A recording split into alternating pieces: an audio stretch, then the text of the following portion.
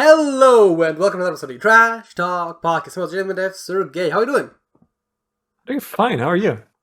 I'm doing fine myself. And today we're going to talk about bicycles. We're going to talk about e-bikes and we might talk about more.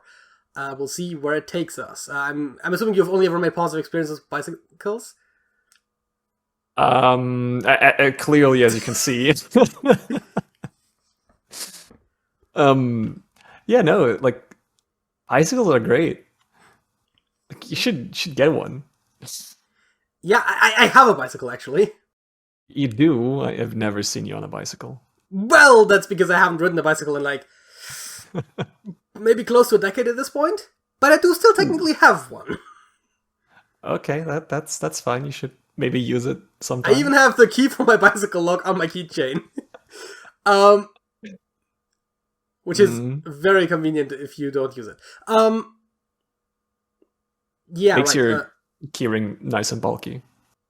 Yeah, I mean, I really don't have that many keys, so it really is just like, bottle opener, house key. I have one more key, and then that key. Fair enough. Still have a mailbox key, but that's besides the point. We don't have enough of those. Where was I?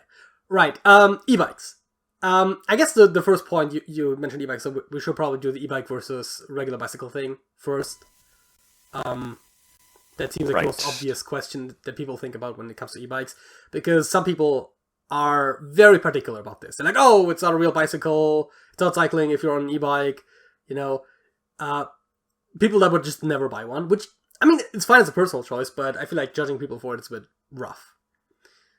Yeah, I don't really see the point in that. Like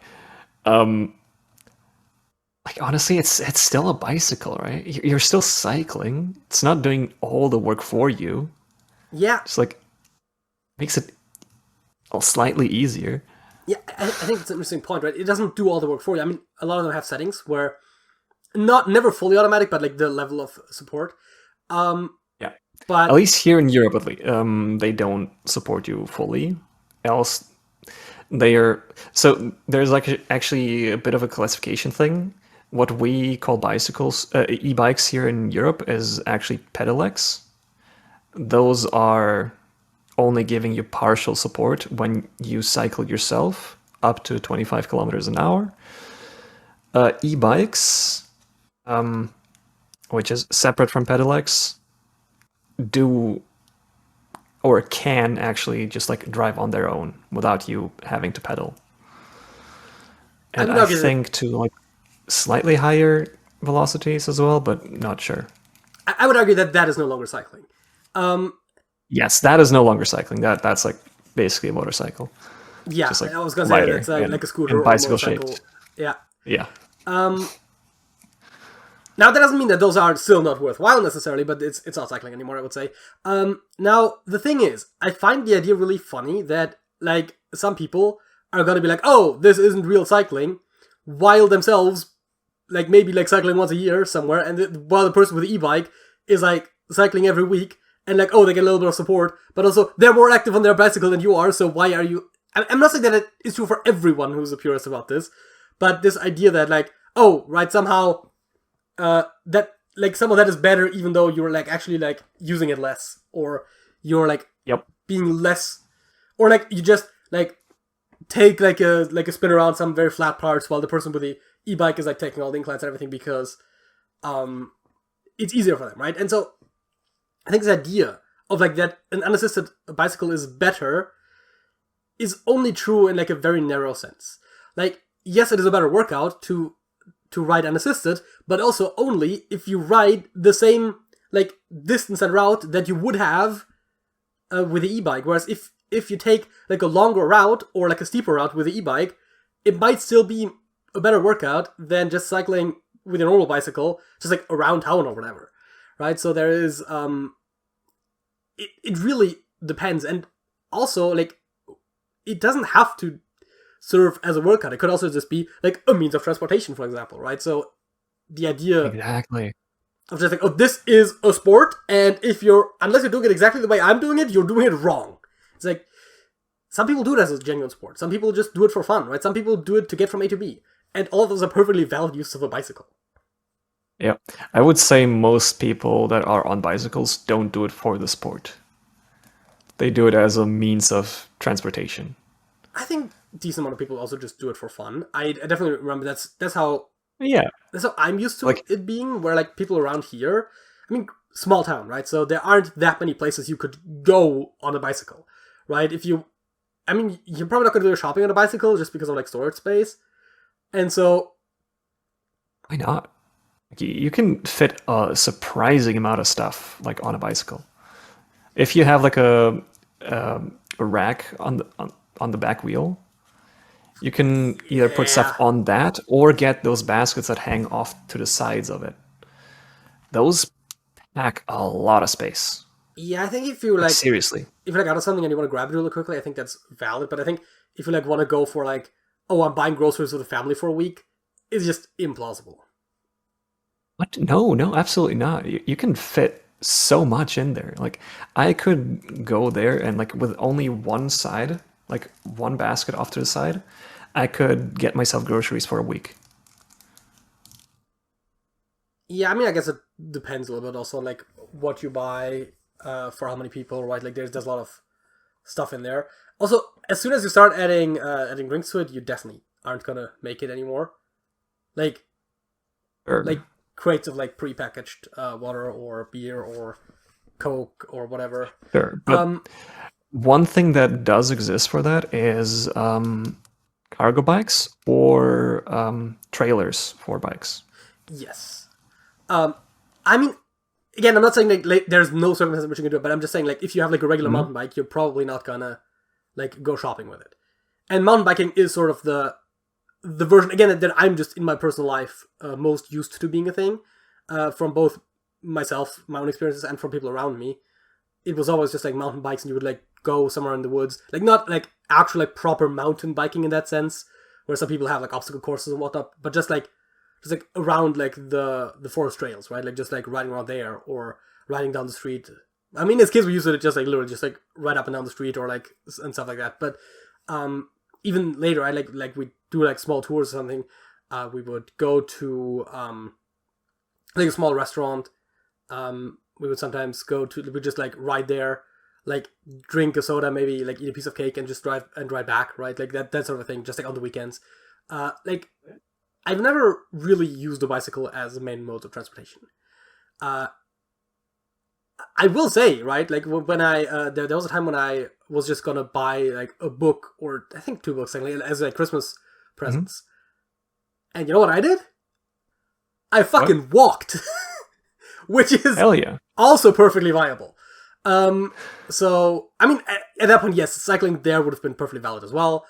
I mean, chances are I wouldn't have been able to just like hop on a bicycle and go because A, I don't know where my helmet is, and B, I'm not entirely sure where my bicycle is, and C, like I would definitely need some fresh air in my tires, possibly even new tires at this point.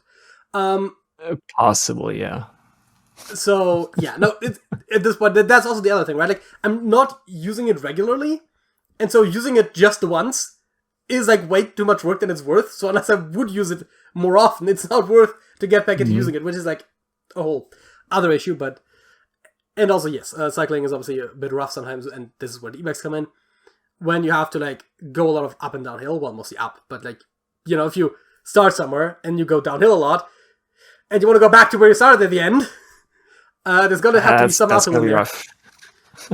So yeah, I mean that's the thing, right? If I were to go shopping from here, it's all downhill. Which means that when I That's have nice. all the stuff on my bike and I'm on the way back, then it's uphill. Which is arguably worse. That is quite a bit worse, yeah. Although, like adding weight to a bicycle, going uphill, even it's not as bad because you don't really feel all the weight. Yeah. I mean, the emphasizing the difference in weight was not entirely done just because I think it's a genuine problem, but also Yeah. partially for a fact. But like, still, right? Like, first of all, if I'm going somewhere with a lot of height differences, I generally prefer to start with uphill. It's not fun, but then like if you don't have a lot of energy by Yeah. the end, you just like let it roll downhill and you're good. Whereas if you're like going for a longer tour and you're like already like going hard for a part of it, and then at the end you have to go up the hill and your legs are already shot. It's like, this is not gonna happen. And no one likes pushing a bike, right? Yeah, no, that sucks. That sucks. And so, but yeah, that is also one thing that like e-bikes do great. that is what I was initially saying. Even right? if you do have to like get off of it because the incline is just like too steep, even with the assist, a lot of them also offer like this assist for when you're like pushing it, like when you're off the bicycle, just pushing it up a hill. A lot of them also offer assists with that. Huh. I think up to 5 kilometers an hour or something.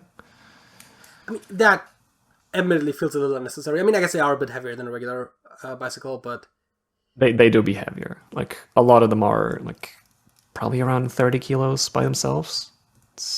which doesn't seem that bad. I mean, they are still on wheels. You know, it's not like you have to like actually lift 30 kilos. But yeah, no, I mean, whatever. That's not that big of a deal. I also would assume that in most cases, if you're like somewhat fit, then the assist is probably going to be enough to get you up a hill. Outside of some like very steep exceptions, maybe, but like in most cases, I feel like if I was going up the road here or something, I don't think it would be. I don't even think no, like you would. I mean, this road, honestly didn't really even clock your road as like that steep an uphill. Yeah, it really isn't. Like that is one that I would definitely go up with a bicycle as is. It can still, like, especially like again if you're like going a longer distance and that's your last stretch, it's not always pleasant, but it's perfectly doable. Like you do notice the incline a lot more if you're going up with a bicycle than if you're walking or driving. Like that is like, yeah, you notice the incline most there. But I'm also immediately thinking of some other places that I have gone up in the past, and some of those are a bit steeper. My dad and I used to, like, sometimes when I was a teenager, we used to sometimes like do, as I think I already mentioned it, we used to do like some cycling tours on the weekends, and we'd oftentimes have like the very first stretch of that being like quite a steep uphill, and it's like, oh gosh, that particular place I fucking hate it. But at least when we were past it, that was like the roughest part was over already. So, yeah, absolutely. Like where I live now, I also have like whenever I go like visit Alex, for example, the first part is also just like a very, very steep uphill. Sucks. Yeah. Sucks so much. Yeah, but like after that, it's pretty good. And that is also like one of the main motivations for me to get an e-bike, just like to get this part out the way. Yeah. Another one is just, which I don't think we talked about yet, it's the range that I can drive. Because like on a normal bicycle, sure, you might like drive, I don't know, 20, maybe 30 kilometers. But then it's like, yeah, not that, like you wouldn't go that much further than that, right? And it's like, it would be like the whole trip. At least for me, I don't know how it is for you. I'm always bad with that sort of thing. Like, I can't tell you like distances that well. Like, I can tell you like pretty much exactly the path that I would like that I would hike, or like a route that I would like cycle, but I couldn't tell you how far it is. Like, okay, think of it like 2 or 3 towns over. Yeah, that's probably. Yeah, but like on an e-bike, your range expands so much. Yeah, actually, I think I know pretty much exactly what 30 kilometers is in distance, now that I think about it. And that is quite a bit. So yeah, with an e-bike, you can relatively easily cycle like 100 kilometers. Yeah. Maybe even more, because like it offers you this assistance, so you aren't as tired by the end of it. Yeah. Also, the other thing I think is worth considering is speed, right? Where, especially if you're going longer distances, right? It's like, it might not be feasible to like ride on your bicycle like for 8 hours to go somewhere. Oh yeah. But if you're going twice as fast, I mean, far is still a bit, but you know, like, no, not really. Whatever, yeah, but like whatever the time scale is, right? Like if you're saying like, oh, I don't have 4 hours, and this is a 4 hour distance, and suddenly it's 2 hours, then the same logic still applies. Yeah, I would. No, I don't know. Like it's hard to judge I mean, how it depends. If much it's like a faster one-time you trip, are then on like 8 hours is like doable. But I'm saying if, like, say you have like a 2-hour commute is already like quite a lot. For example, if you want to like it. Hmm. cycle to work, and so having a 1-hour commute is still a bit, but it's perfectly doable, right? Yeah. Similarly, like cutting it from an hour to a half an hour, for example, would also be like a significant improvement. And so those things I think are also quite positive use cases where some people like ride their bicycles to work every single day.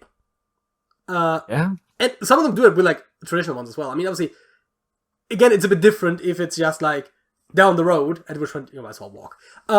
Or if it's like 3 towns over. But yeah, I mean, that is also like a great habit to have. I mean, I don't know about like cycling in the rain. This is one of those things, but but the habit of like regularly like doing that, I think, is great. And there's also another great use case, right? Especially if we're dealing with an environment where you might even be faster than the car sometimes, right? You get if you go through a city, for example, oftentimes you have paths you can take with a bicycle that you can't with a car. And I think for city people, bicycles are great. And again, especially the e-bikes, where if you have to go for longer or something, then, but even regular bicycles sometimes. Whereas being a bit more rural, it becomes less practical because you might have to go to like the next town over to get something, or right, like depending on how we construct the town, like how we construe what constitutes a town, like I basically go to the next town over either one direction or the other for just about anything, right? Yeah. If you construe this as a separate town, it technically isn't part of. It's part of the. Well, I was gonna say it's part of the neighboring municipality, but it's technically closer to the neighboring municipality than to the part that it actually belongs to. Yep. But yeah, no. Like some of those distances, I mean, most of those distances are probably cyclable. But then if you like go to the city, right? Like, oh, I want to like go to the movie theater. Like, that's a half an hour car ride, right? Like cycling there is. Yeah. I mean, it's probably I doable. wouldn't necessarily want to cycle that. Actually, no, I wouldn't want to cycle that, but it's a bit too long. Also a bit too steep. I think it is probably shorter than you think if you know your way around it, because I think if you like, if I go up the hill here and into the forest, up through the forest, yeah, then I think you get like half the distance just like through the forest pass, which I think is quite a bit shorter than actually taking the roads. But that's the other. Also, probably much more scenic. Yes, and definitely like no traffic, which we kind of low-key talked a little bit before we started recording about some of the new bike lanes that they put up, where they just painted a strip on the side of the road with a bike symbol on it, which is great. I particularly hate that they've done that in probably roundabout where you would come out if you cycled in there, like right before the city, because it's like the suburb, right, which has like a fairly narrow road, and of course everyone is parking on the sidewalk, and so people are already parking on the freaking cycling strips anyways, making them effectively useless, and B, as a car, you also just like if you like wanna let someone pass on oncoming traffic, right? And generally you want traffic flow both directions, and there's someone parking on one side of the street, the other person is going to drive in the bike lane anyways, which they're allowed to as long as there's no bikes there, which is the other thing. I think I've seen someone use that bike lane once. And they've gone past there quite a couple times. It just sucks. It sucks. Like, why would you drive there? And also, as a cyclist? As soon as you leave city limits, it just immediately stops. Like, the bike lane just stops. And the road continues, so like you can keep going, but like you don't have a separate lane anymore. And also, they're like this wide, right? So like, you're not gonna be, like, your wheels are gonna be fully in there, but your handlebar is not gonna be fully in there anyways. Yep. Like, it's just like riding on the right side of the lane, which you're supposed to do anyways if you're like riding a bicycle down the street. So nothing changed except for the fact that there is a lane there now, which doesn't mean anything. That's true. The only thing that it technically means that the cars have to let you pass by them if, like, for some reason, like, the traffic wasn't moving or something, which in general that would already happen. Because they do have to keep the lane empty if someone's trying to use it. But Like in practice, no one does this. Also in practice it does make a difference because, the cars are going to overtake you, not you going to overtake the cars, right? So, and they already do that. And they don't have to leave more space than usual, than they would usually when overtaking you, because the lane is so thin anyways. It straight up does not make a difference that lane even exists. Now, I do know there's another one, a little bit closer here, and that one, the drivers do actually not drive over. Because the road is fairly wide, and so you can just drive next to it. But don't get me started on that. In the town or not in the town, but in a town close by that I go to very often, there is a strip, a road, with a bicycle lane that's painted on, and the road is very wide. It is supposed to be just one lane street or road. Okay, yeah. But it's wide enough that two cars can fit side by side. And so they do most of the time, even though it's a one lane street with a bicycle lane. And when there's two cars, they inevitably have to go on the bicycle lane. Yeah.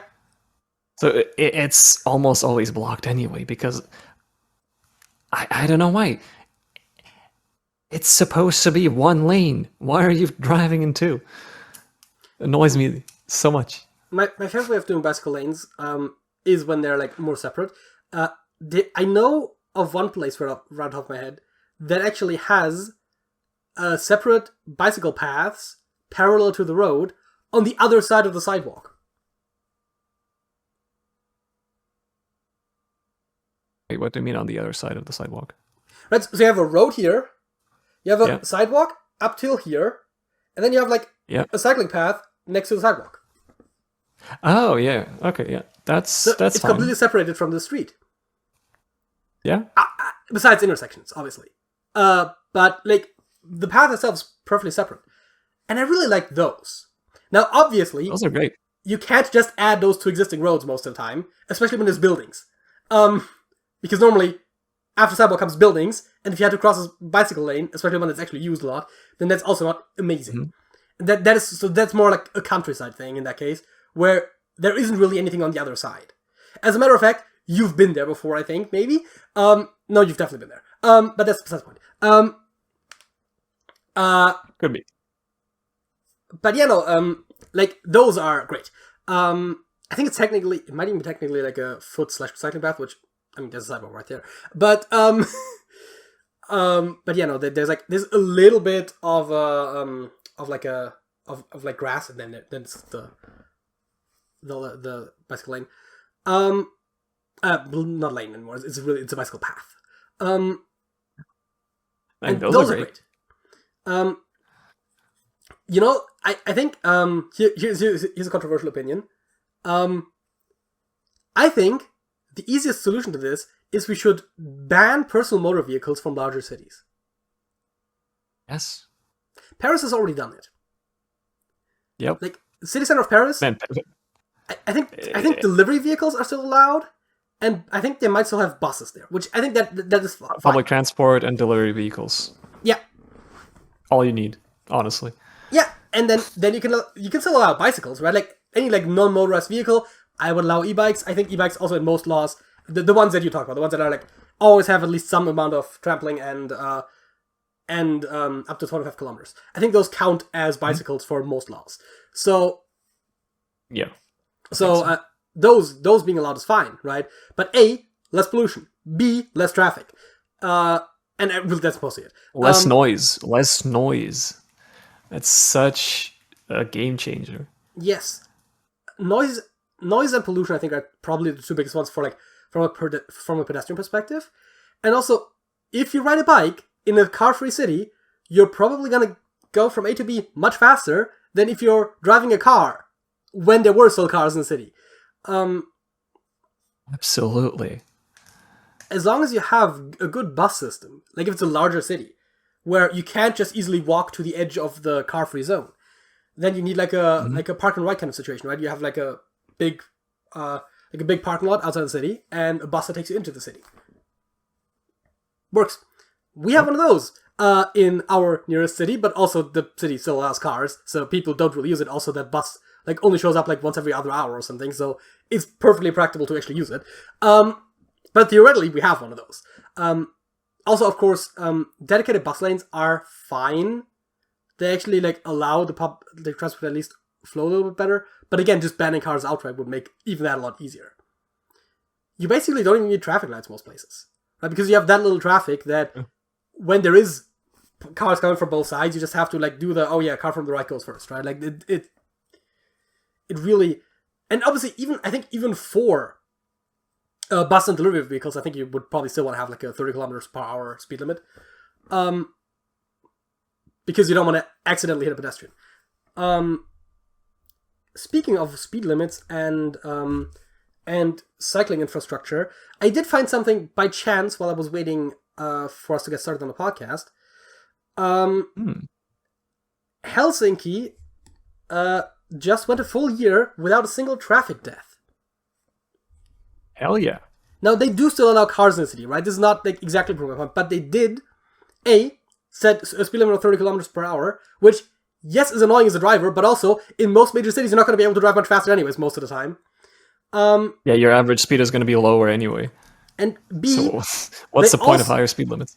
They also invested in new pedestrian and cycling infrastructure, including a comprehensive network of cycling paths to span over 1,500 kilometers. It has boosted its public transport network with decarbonized and self-driving buses and received a European Investment Fund in for a new tram line.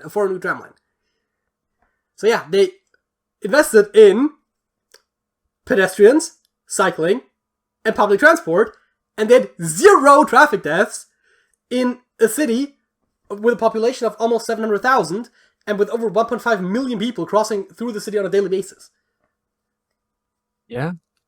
I mean, I wonder what the statistics are for Amsterdam, for example. Because I've heard really great things about that. Chances are they're decent, but not 0. 0 is kind of miraculous. Apparently, I know, apparently Helsinki also had 0 traffic deaths in 2019, so it's not even the first time. I don't know where you looked those stats up, but could you look them up for Amsterdam? That was really a news article. So it's not exactly a stat aggregator. It's political. They do polls. I don't know if they do statistics. Oh, great! I do have a source for the statistic. It's the City of Helsinki Traffic Accidents Register. I don't think it's going to help us. Yeah, I think this is one of those things that like I could probably find, but it's probably going to be great content to watch me try to Google something.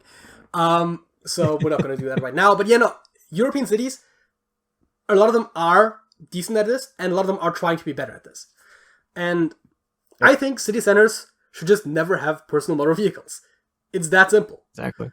One great example for that is Freiburg in Germany, which, if I'm not mistaken about the city, I think it's this one. Just like outright banned cars in city center. Or like most of the city. Great place. And there really is very little reason why you would need a car within the city. Now, the one sort of argument is that people living in the city might want to own cars in some cases. I mean, you don't really need one within the city, but if you like want to go somewhere, maybe. And I think for that, having like a big parking garage, or probably a couple, like outside of the no car zone would probably be sensible. Because as soon as you get into like the passes for people that live there situation, it's just gonna like halve the traffic maybe, but it's not gonna really remove traffic at all. Yeah, no, it's half-baked solution. And honestly, for that, I think what could work is like just like ride sharing or like renting a car for a bit. Yeah, I mean that's gonna be cheaper. Like if you're only occasionally driving, that's gonna be cheaper than owning a car. Yeah, I'm just saying like some people will want to own a car, and I think having maybe like an intentionally built accommodation for those people where you can have like a reserved parking spot in a parking garage outside the city. You're probably going to want to have parking outside the city anyways for people from outside that want to come in. They need to park outside the city and then get in with a bus. So just having like an extra deck with reserved parking spots really isn't that much of a logistical challenge. And because you already need to have public transport from the city center to the edge anyways, it's not like it's going to be a big problem logistically to add that for the people locally. Also, here's another hot take. Public transport should be free. Belgium and Luxembourg do it, and they work just fine. Public transport should just categorically be free. It actually makes it easier and more reliable, right? Because buses, you just go in there and you sort out your fucking coins, and it can take forever if there's a lot of people wanting to get on the bus and like buy tickets right then and there, and then the bus will be late. Yep. There's also logistical costs to like actually like processing all the payments and shit. A lot of which you can just save by not paying for it. I'm not saying it's going to be cheaper to have it be free. Obviously not.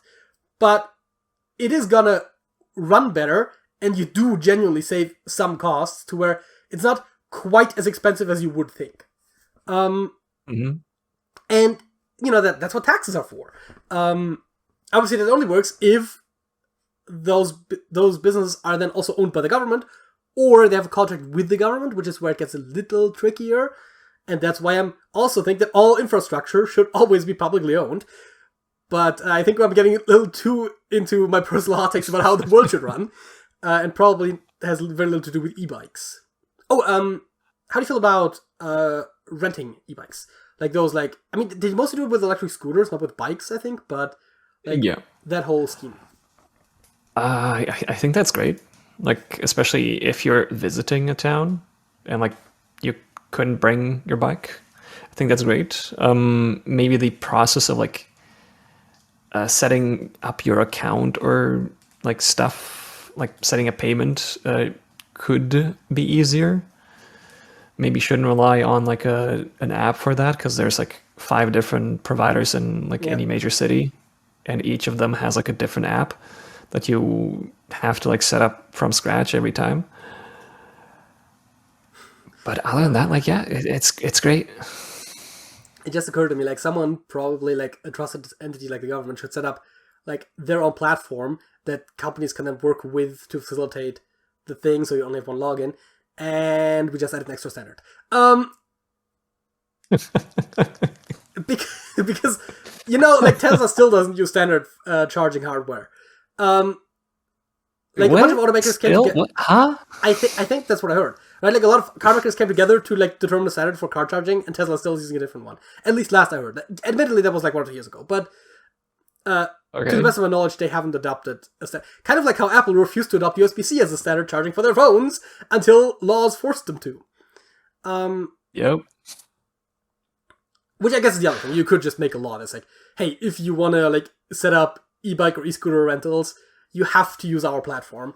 It's a little controlling in that case, but I think the benefit of the people does outweigh the concerns of the companies. And you could still allow them to set their own rates as long as they're clearly communicated. Just have the payment processing be done through the central platform, so you don't have that. Or you could just allow bank cards, like any freaking supermarket or like kiosk or whatever. Like, why does it need an app to freaking rent a bike? Yep. Also, they need to do something about preventing people from just, like, leaving them around random places. That's the reason. Like, they banned e-scooters in Paris because people just kept throwing them in the streets. Or in rivers. Yeah. And stuff like that. Which is, like, that's not great. I feel like there should be a better solution than banning them, but, I mean, e-scooters is a whole other thing, because they're not actually, like, that safe. If you ride them fast, people do get injured sometimes, and I think e-bikes are probably better. Possibly. I mean, then we get into the whole helmet thing, because renting helmets is a bit weird, but having to bring your own helmet is also weird. Yeah. Don't know about that exactly. And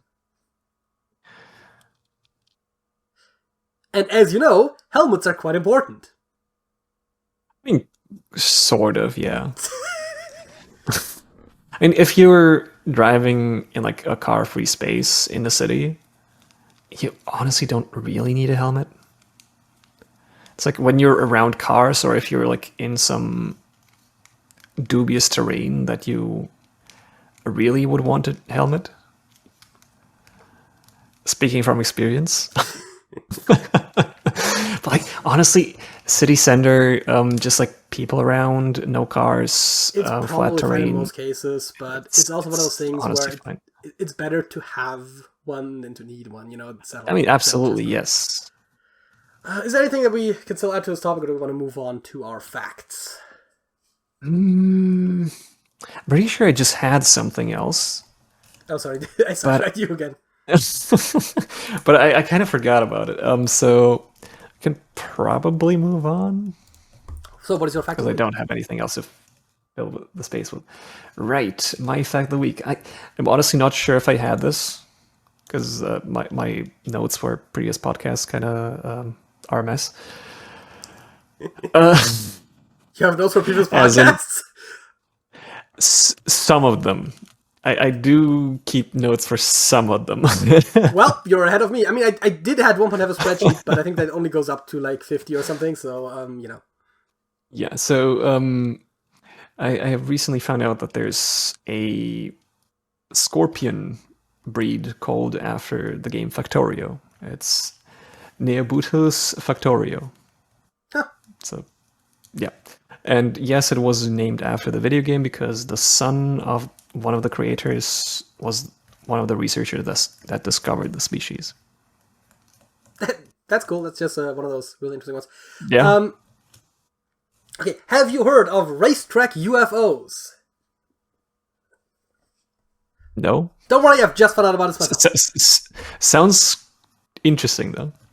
Okay, so UFOs, unidentified flying objects, right? So sometimes people see lights in the sky shortly before dawn, usually, and I think they're usually in the east.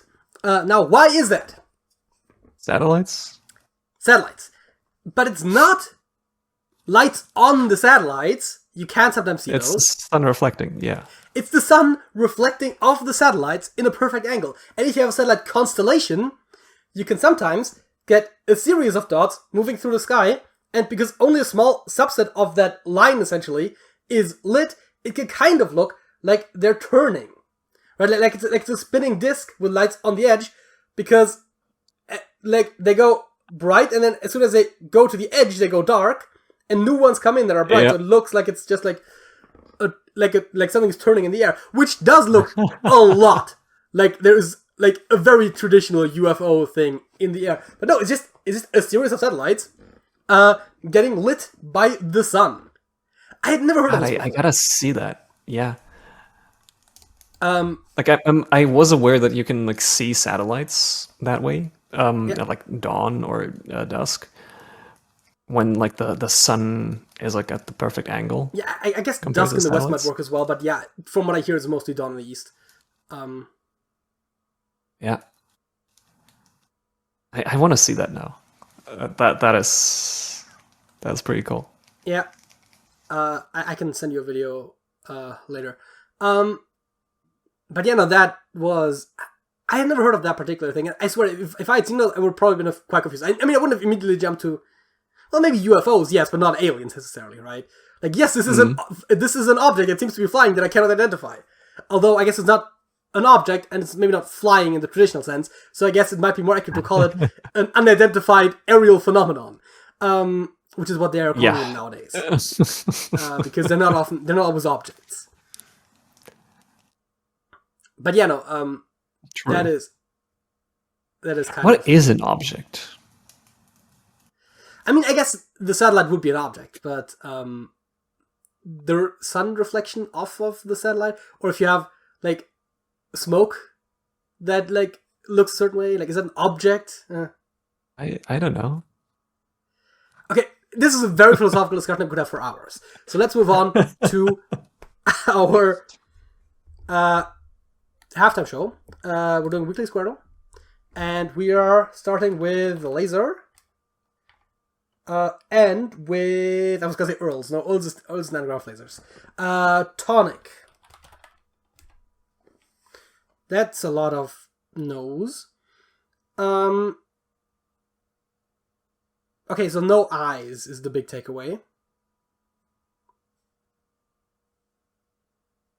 Okay. We need an A in one of these three and one of these three. These three also need a T. Oh wait, no. Did I say no? Sorry, one of these three, not these three. Here and here, because this A is blocking it from being there or there. I mean, the first column does have 3 letters. The first row has 2, and the second row and column only have 1 each. So this is really not a lot.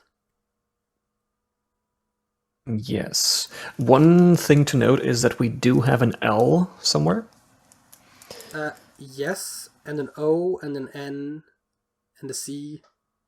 Yep. Just pointing I out think the L specifically because we don't see that too often. I think. I mean, L is one of the most common letters, but I guess you mean the white hints specifically.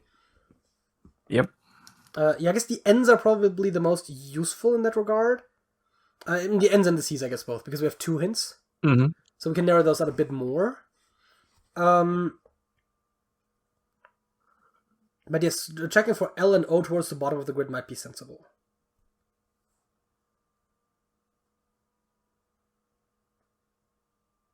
Ghoul. I like it. I found the O! No G's or H's, which is not super surprising. Admittedly, those were not like the top letters to be expecting. But we have some info on the L. As a matter of fact, we have it in one of 2 spots, either before or after the O. And we have the U nailed down to one of 3 spots. That row needs a U and an E.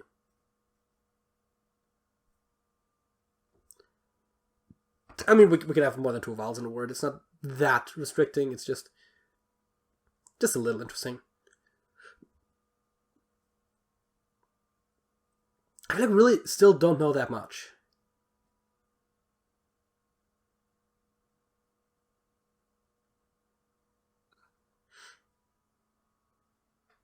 I'm almost tempted to say something like blast.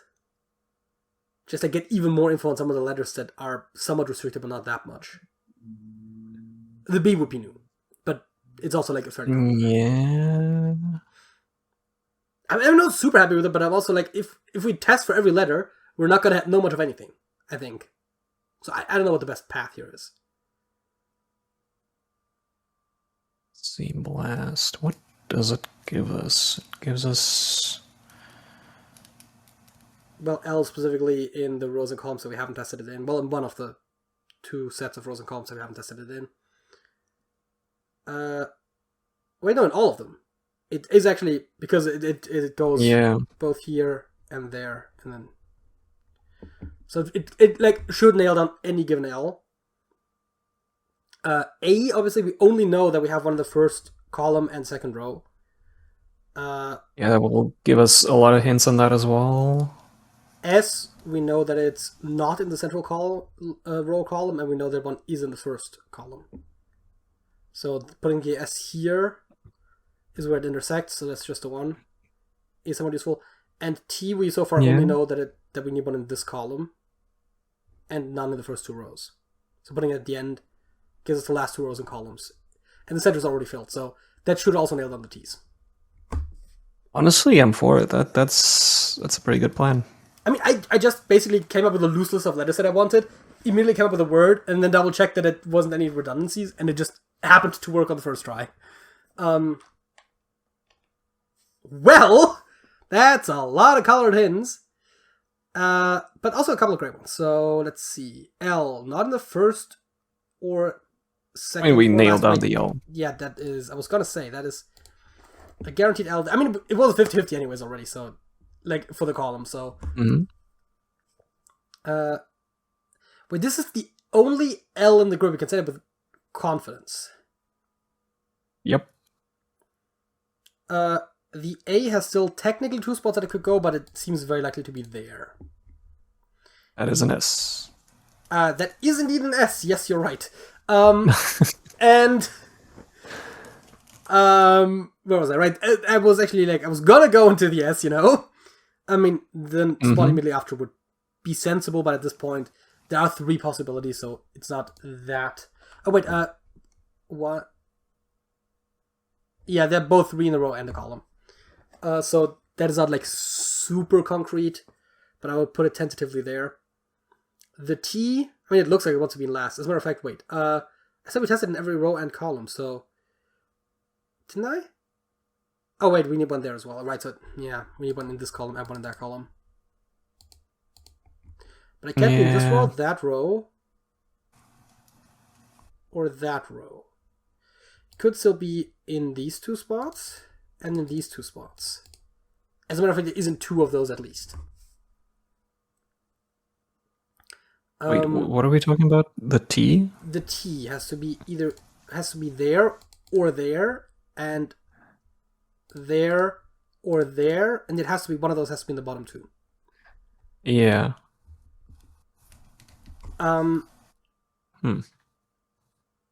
Okay, let's see. What or both. Yes. The first column also would like to have an R, which at this point I want to kind of tentatively put there, although I'm already seeing that R something A suggests almost that there's a double vowel, like an E, which it can't be. Can't be an O, and Raya, it seems a bit off. So it probably isn't actually quite like that. Yeah. I mean, R is one of the more common letters, so like actually dropping it from here and saying there's 2 in the grid is not that unlikely. I guess technically the same could be said about A, but A has fewer spots that it could go. And the same could also be said for S. Okay, so yeah, sure. I guess the fact that I was saying the R specifically, it is the least restricted out of the letters, though, so I think keeping the A and the S would make more sense. Well, for the current row and column that we're supposed to be at, we really don't have that much. R in one of those 3, T in one of those 2 for the column, and then T in one of those 2 for the row. That ain't all that much.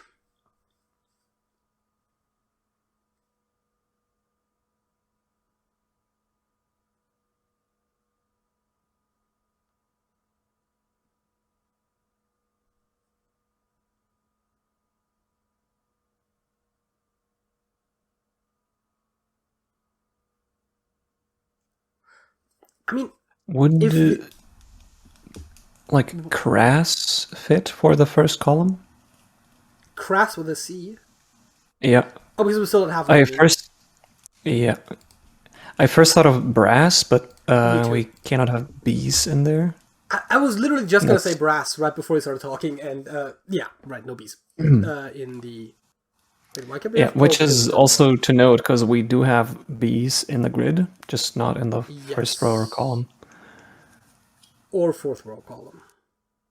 Meaning these 2 spots, and then you have 2 here, 2 there, and the one in the bottom right. Yep. Right, I was going to suggest could also be grass, but it can't because we don't have G's. So grass and brass are out. Prass may or may not be a word. Trass. How's trass spelled? No, wait, I'm thinking of truss, aren't I? Probably, yeah. I think I'm thinking of truss. Or tress. Or tress, yeah. Okay, so... Jason Mraz? No, okay, Drass, Frass... Crass, yeah, no, I think it has to be crass. If it is RASS, which by no means a given, then I think crass is the only one that works. Which is convenient because we did need a C. Has almost the same restraints, kind of similar restraints to the B. Actually, not at all the same, but it kind of feels similar when you look at it on the grid. It's basically the mirror of B, C and B, and where they could be placed. Right, B can go down here, C can go up here. B can go on one of those four, although of course those two are taken, and C can go on one of those four, except that obviously this one's taken. And then you get like these two instead of those two. It's literally mirror image. Yep.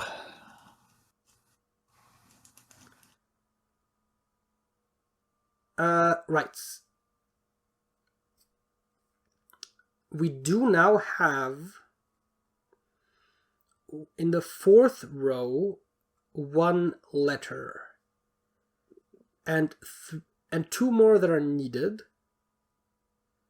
although they're not super restricted. It's just that the U can't be here and the E might want to be here.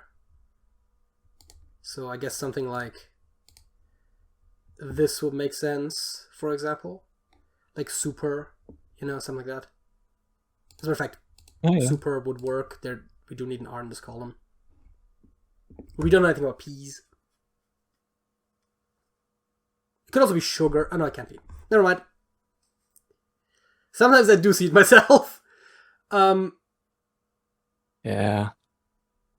The no H's is kind of throwing me off, but that's probably a good thing, because that reduces a lot of possibilities. Yes.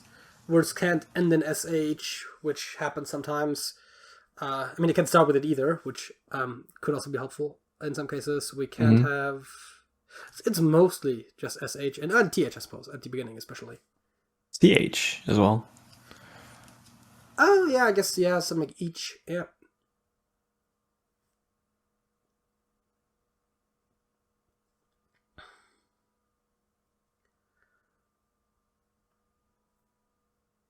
Anywhere else we have a couple of hints still. I guess the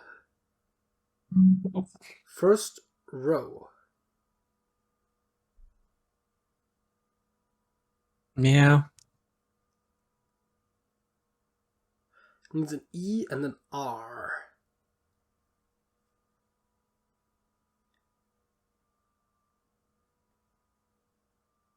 Creme.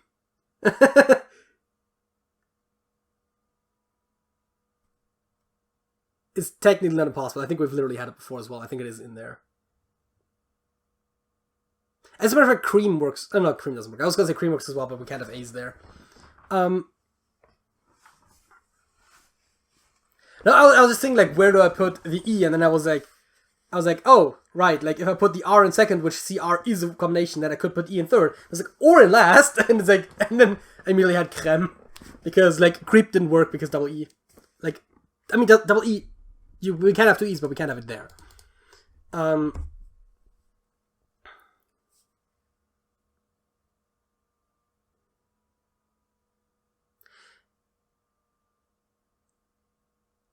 Oof.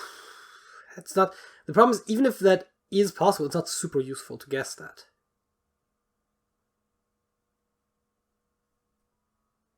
Because right now, if we say, oh, if this is creme, then like this starts with an E. It's like, well, yeah, we don't want to guess E here because we know we need an E. So if it's wrong, it's not helpful. And if we assume it's two E's, then even if it's right, it's not very helpful. True.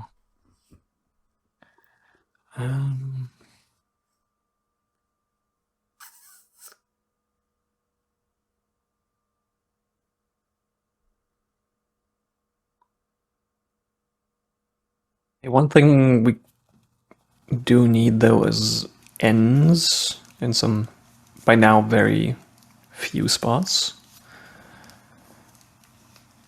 N's, okay, we have only those two N's, right, currently, so... Yep.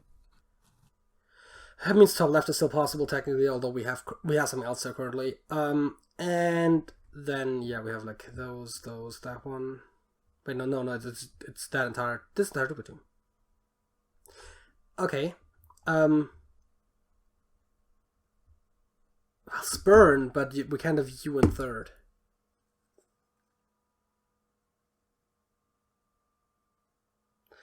Because guessing this S would at least, like if it's wrong, we could at least say that this is not crass, and then we'd have to completely rethink basically everything we put in there. So guessing S would be useful. Guessing P would at least tell us if it's in the grid for the super thing, even if it, in this case, didn't align with there. Yep. But I mean, again, putting a U here doesn't help us at all. Putting an R there would actually... I didn't even notice that would actually fit this one. So that again could help. But the U is very bad, and technically, oh wait, I was gonna say I would rather have it. The other one, I mean, we could put it in super. No, that doesn't have an N. That was the other point I was gonna make the end on here.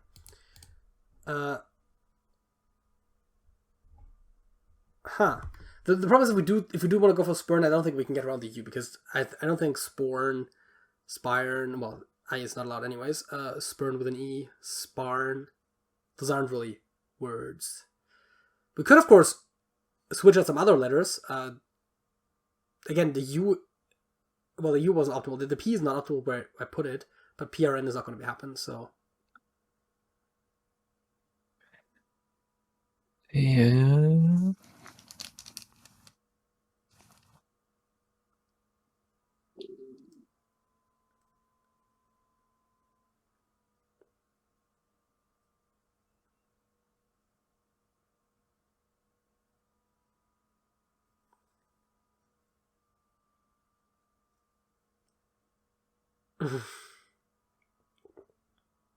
I was just gonna say Morn, but A, the O is not allowed in second, and B, the U is still in third. It literally doesn't help. I mean, RN makes a lot of sense.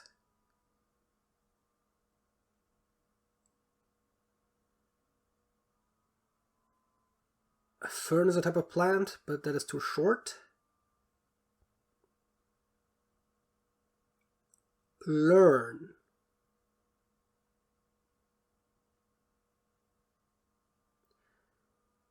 The A is not allowed there in the row, but it is allowed there in the column, theoretically.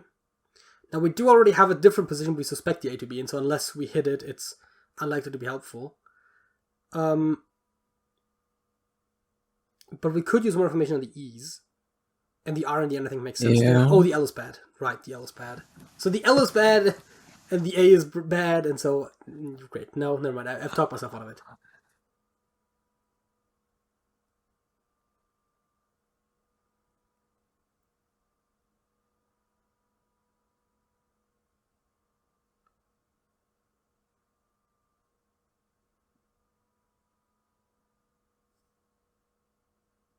Sworn.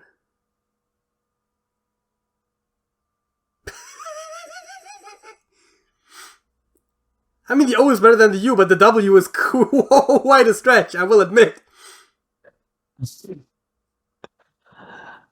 Yeah, this is kind of tough.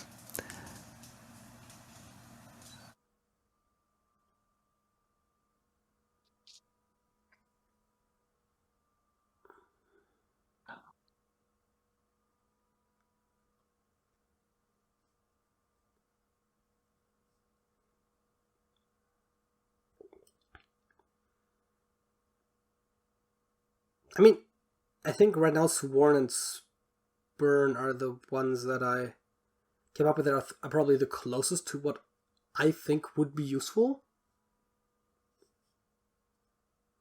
Both have one very noticeable imperfection, although... I mean, if it is SU and ER, then the P is pretty much a given in Super.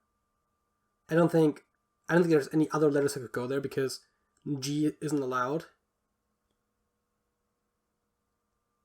I don't think any of the other ones would work. So we don't have to try for P. So I guess maybe I'm saying Sworn works slightly better than Spurn.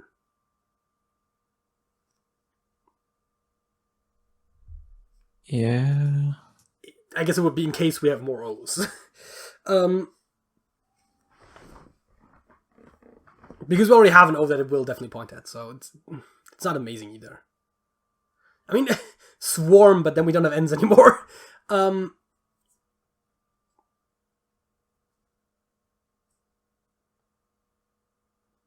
What else?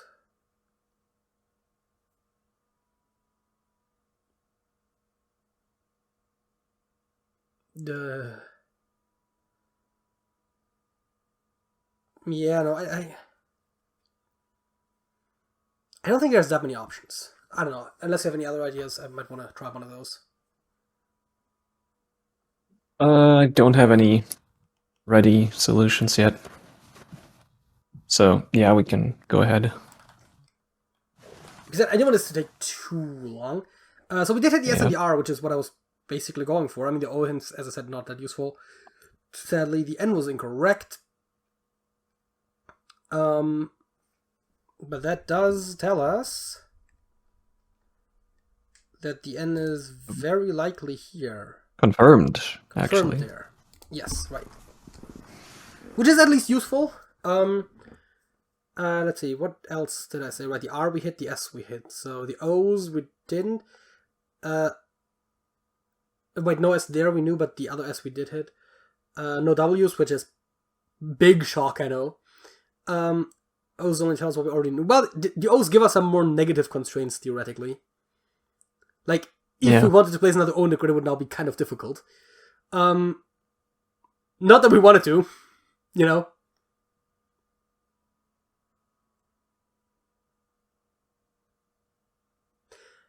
Elope.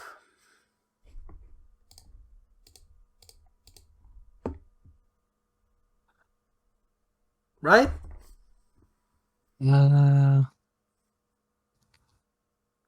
Like, if we assume the P is correct, which we don't know for a fact, but then there aren't that many words that could fit. Yeah, the only other one I can think of is slope, which cannot be. That is interesting though, because I was just thinking, like, I don't think there is a consonant that would work in that case, but there is. Okay, because I was thinking like plop something, like that doesn't really, like, that's not really a word. Blob something, right? Like it doesn't really lead anywhere. But yes, slope does. Flopu.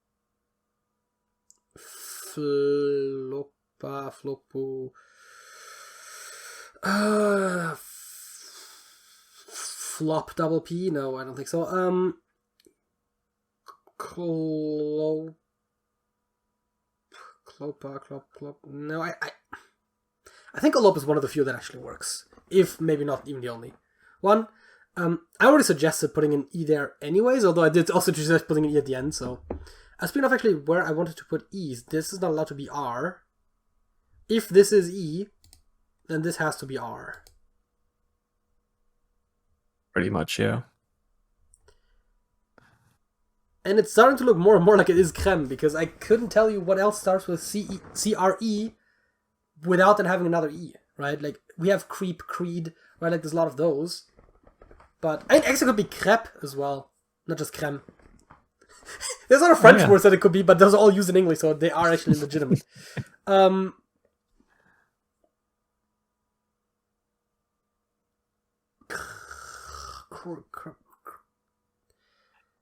I thought I just had one crest, but no S's.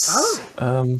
Yeah, and Creole is too long. Like, there are other words in a general sense that work, so we can't just jump the shark and say, like, oh, it has to end in an E. It has to be French. But, like...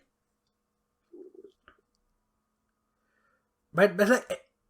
The only ones I can think of either aren't allowed, as you said, or are too long, right? Creole, credit, right? Like, crept.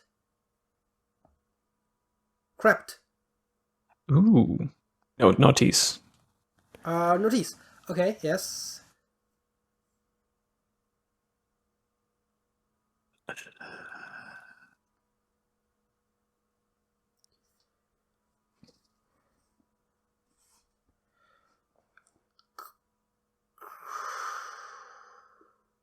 Well, I would say cruise, but as in, like, multiple, like, more than one crew, but there's no S's, so... That doesn't work either. And I don't think crewy, as in akin to a crew, is necessarily a word.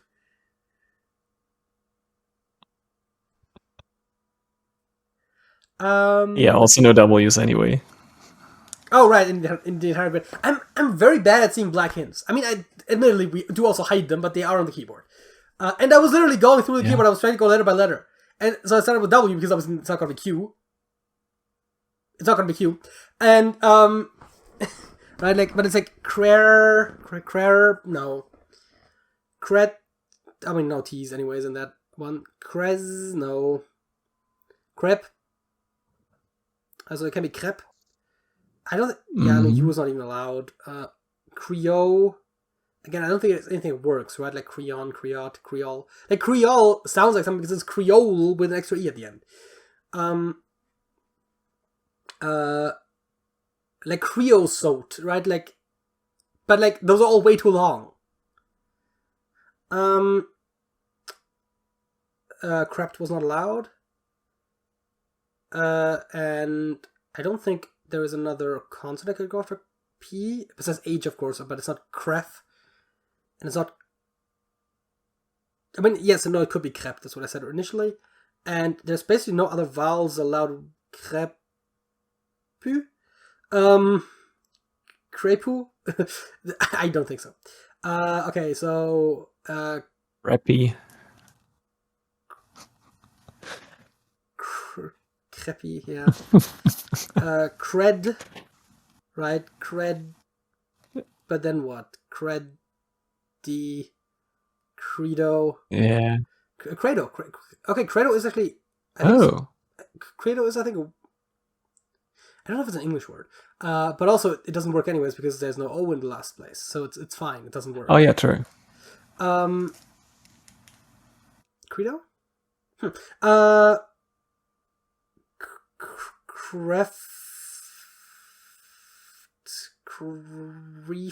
Crefo, or like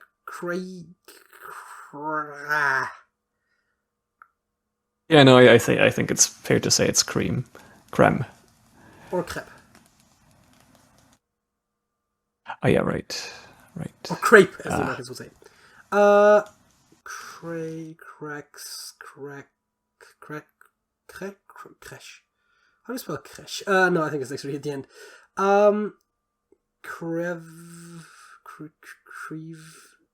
No, cream. Yeah, so I mean, the big takeaway being this is probably an E. I think creme somehow feels more likely than crap, but yeah. Just keep in mind this could be either. And that one still needs an A, which would have to be there.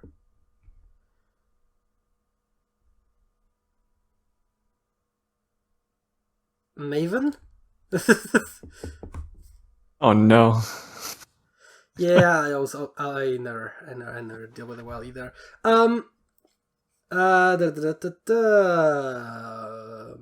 Gradle is so much better. I kind of struggle with both, if I'm being honest.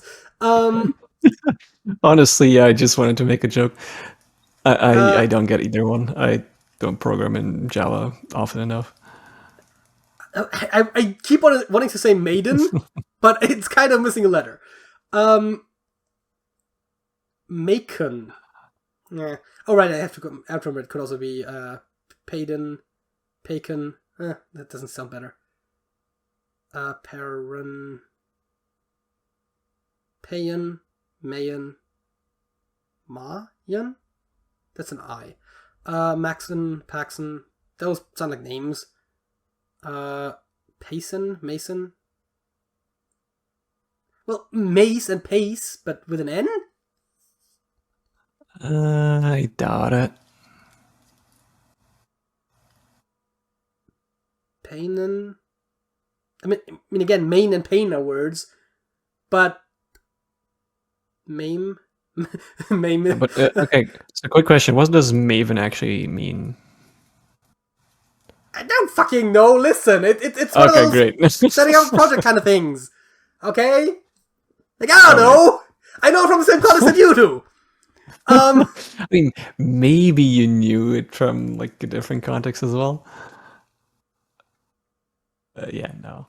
I mean, granted, not everything in there is like super fixed either, right? Like the N is fixed. The P we just the M/P we just put there because that's the only thing we could think of, and the E is there because super seems to fit, right? So like, what if it was P?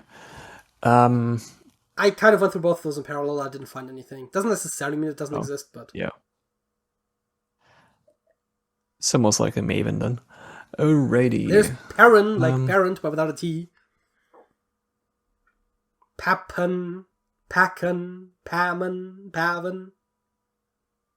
Sounds like Pavian, but not really. Right, it's... The only thing that I might have possibly missed... No. I was gonna say if there's a vowel, but A, most of the vowels aren't allowed, and B, what are you gonna do, triple vowels? A, E, E, like, that's not gonna happen. Yeah.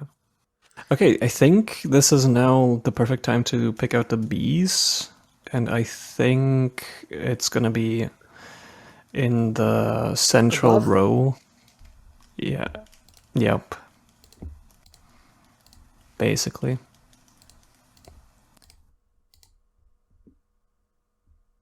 Relay. Higher. Okay, I will say, I'm less confident in the relay now. I mean, I knew why it was like a little tricky from the get-go. Yeah. Also, Sten doesn't necessarily have a natural last letter either, I think. Yeah. Elope.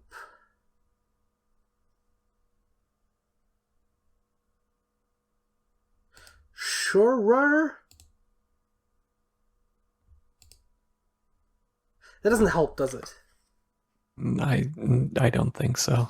But I did finally come up with an alternative to super in case we need it. So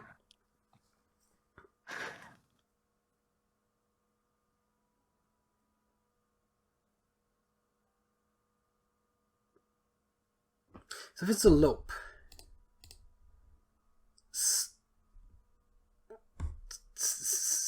no, it's a lot anyways. Stent.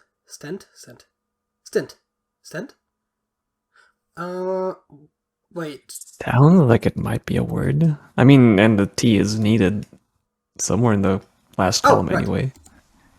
Okay, so I think it might be the thing that they like sometimes like put in your veins or something, like when they collapse, I think maybe, or something like that, or was it too like just liquid something? Like there's something in like surgery, I think that might be Iert also vaguely sounds like a word.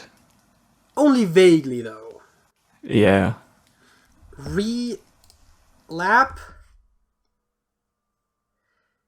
Epert sounds like a name. Epert probably isn't like a last name.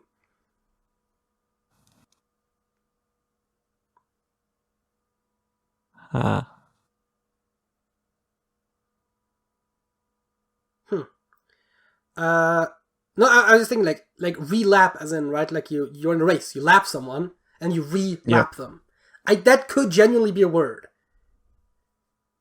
It seems just about believable.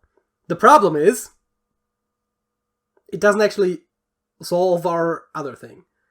I mean, if we assume that rebut is correct, which granted I got after the E, so that is like a little suspicious still, but then it has to be something, right? Relay, we said. Relat.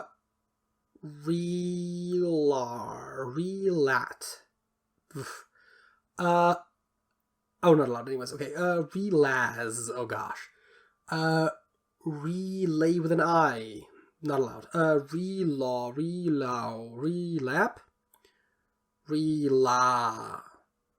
Relas. That sounds... no. Relad. I mean, at least lad is just spelled with one D, like last, which is spelled with two S's. Yeah. see, relad is when you detransition back into a man. That is to relad.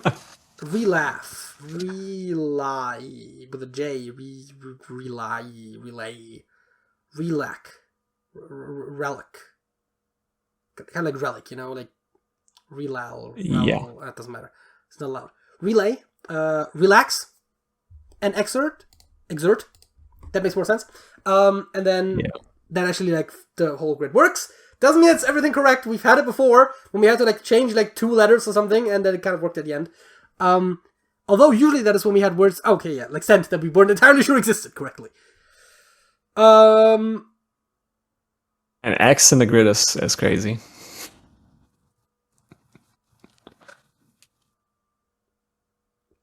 Yeah, I think that was the reason why I didn't immediately think of it. Like, relay. R-E-L-A, relay, obviously, right? And then it's Yep. like, actually, how about you just relax, don't do it. Anyways, exert works perfectly. I mean, Maven is a bit dubious, Stent I'm not entirely sure on. But the rest seems good. Yeah, I'd say go for it. I'm gonna go with columns, because then I could type in Maven and if it's not a word, that is gonna be more helpful, potentially. Also, I mean, we'll get double R's either way. Rebut. Elope.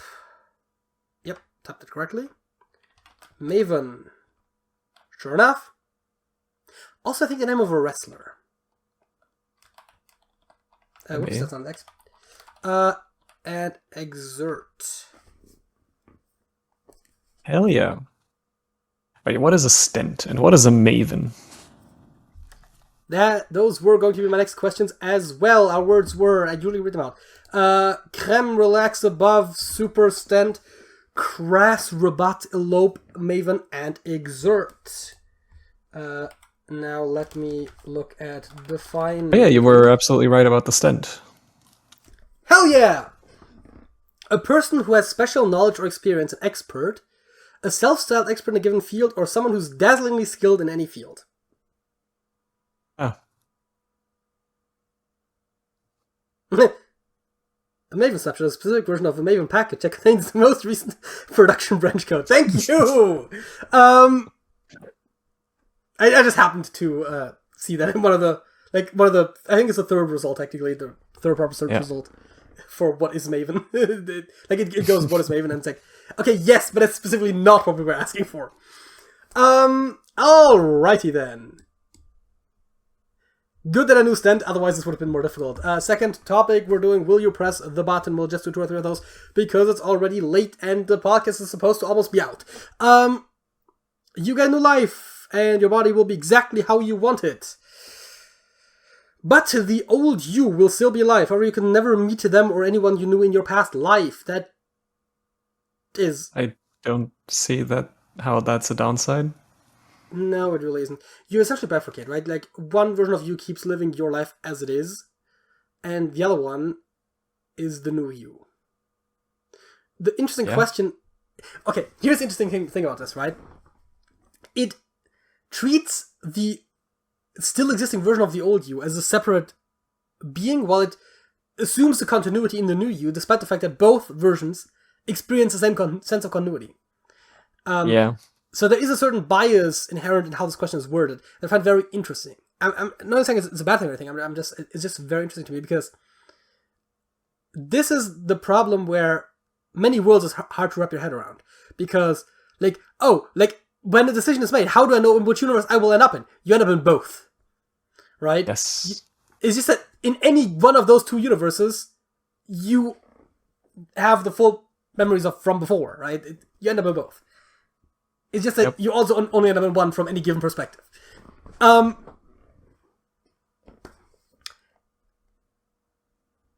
Which is sure. The same idea. I mean, I don't see the downside, really. Never meet them or anyone you knew in your past life. It doesn't seem like an inherently much of a problem. I was just trying to consider if this has some sort of implicit downside, where by virtue of never being able to run into someone I used to know, does that limit where I can be in the world, that sort of thing. But I mean, most places are big enough that you could just walk past each other and never meet, basically. So I think it's fine. 40% said yes, 52% said no. That's surprising. Yeah, I mean, a lot of people probably don't want to color themselves running around. I can kind of see that as well. But to me, it's just A, because you can interact, it's not really ever going to be a problem for either one of you. And B, it's just from both perspectives, it seems like a perfectly fine deal. You can slow down or freeze time at will unlimitedly, and you're able to pull people, objects in with you, etc. But time spent in slowed or frozen time still counts. So if you use a year of your power, you'll die a year sooner than you usually would. Well, you wouldn't die sooner, you would just age, which doesn't necessarily mean your cause of death's not necessarily age related. Okay, this is an obvious yes. We'll press the button because it's a limit on the power, not a downside. Exactly. If I get a power from pressing the button and never using the power results in the same status quo as right now, I'll take the power because having the option to do it is going to be a benefit. Also, like, stopping time for like seconds at a time for like small advantages is barely going to hurt your lifespan. So like in this case, even using the power is not that much of a downside. You never have hiccups for the rest of your life, but you feel like you need to sneeze and are not able to for the rest of your life. I'm not pressing the button. I don't get hiccups anyway, and if I do, I can just stop them. I already have the superpower. I'm not great at stopping hiccups, and I do get them, like, it feels like once every other year. It might actually be slightly more often, but the feeling like you need to sneeze and not being able to is terrible. It's not quite as bad as hiccups, but it's pretty bad. And considering that you don't have hiccups for your entire life, of course I won't. Let's do one more because the one before that was a gimme. Although this one I will lose too. Your favorite band gets back together. But they never tour near you. I honestly don't really care. I mean, I don't even know what 100% what my favorite band would be. My first thought when I read that question was the Stones. Now the thing about the Stones is, they are still together! This question doesn't make sense. Also, they did once tour somewhat near me, but tickets were sold out before I could buy any, so also they were very expensive.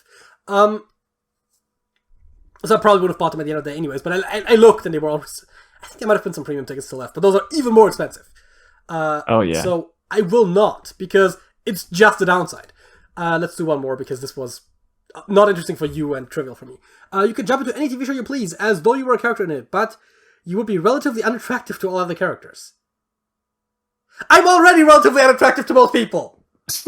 What are you on about?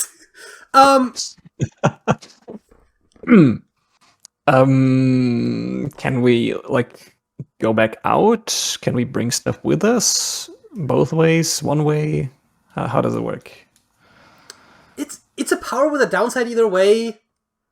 With a limitation either way, right? Where, like, if you don't... Yeah, true.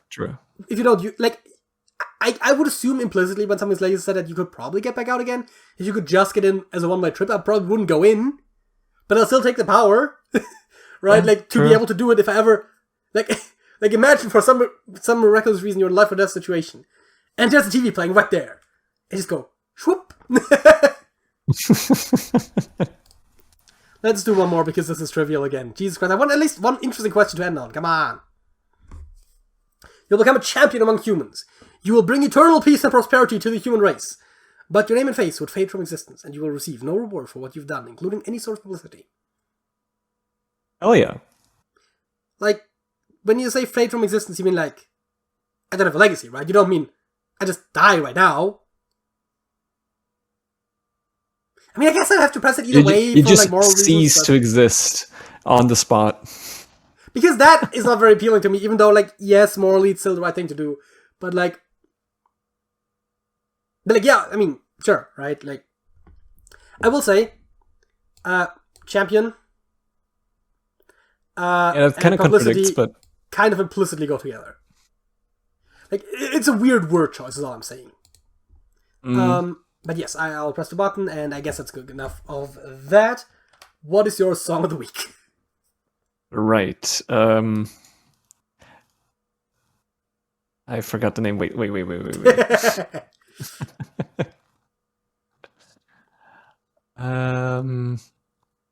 yeah, it's Kukla Колдуна by Король и Шут.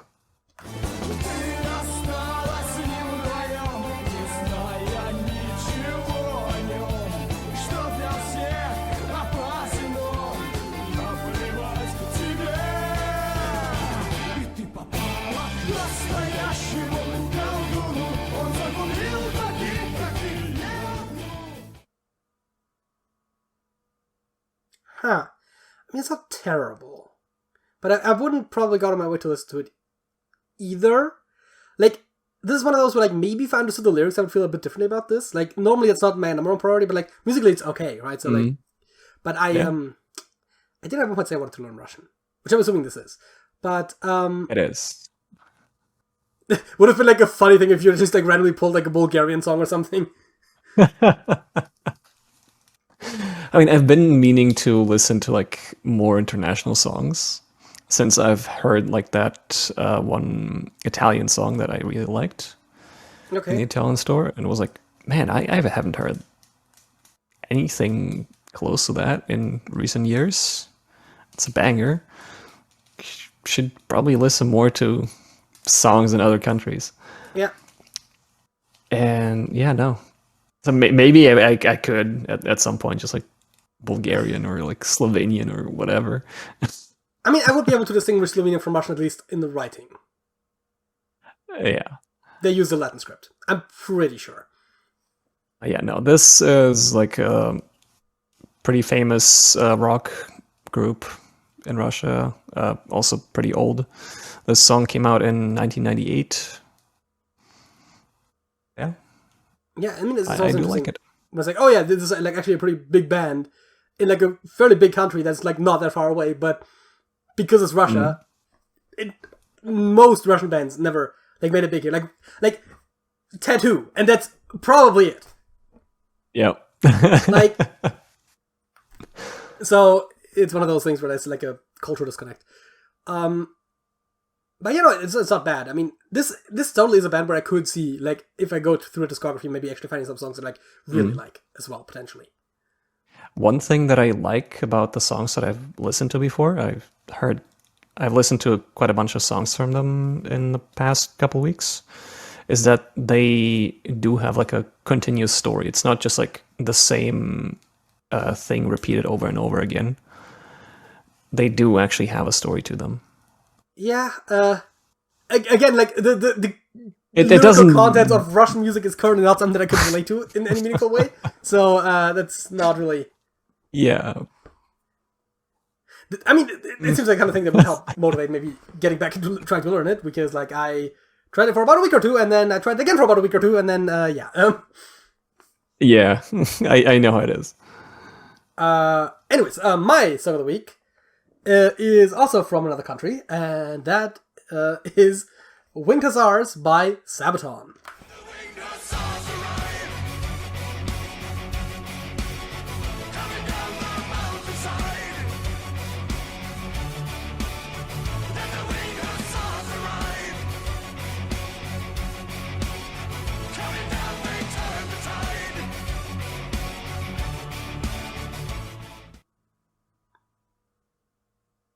Yeah, Sabaton.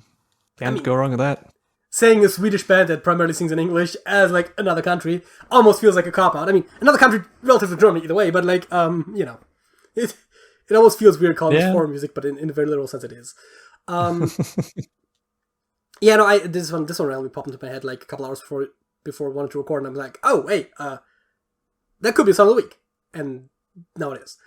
If you want to have a Slavic connection, the Winged Hussars were obviously Polish, so there's that. And I believe Hussar originates from Bulgarian, the word, so, you know, we can really go through Eastern Europe here, in terms of the references. But yeah, no, that is that. Which already brings this Bloody Trash Talk podcast to a close. If you liked the video, don't forget to give it a like. If you have someone, leave a comment, or if you enjoyed this video, subscribe to the channel if you haven't already. That's not what I normally say. Sergej! That's it. That's it.